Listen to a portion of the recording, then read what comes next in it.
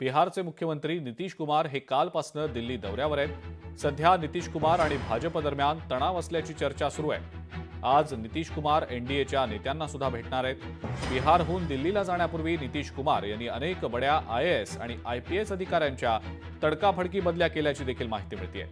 जवळपास 62 आयपीएस अधिकाऱ्यांच्या बदल्या नितीश कुमार यांनी दिल्ली दौऱ्याला जाण्याच्या पूर्वी केल्याची माहिती समोर आलेली होती।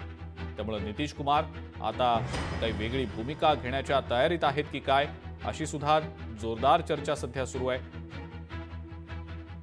आज नितीश कुमार एनडीएच्या नेत्यांनाही भेटणार आहेत। भाजपच्याही वरिष्ठ नेत्यांसोबत नितीश कुमार चर्चा करणार असल्याची माहिती मिळते।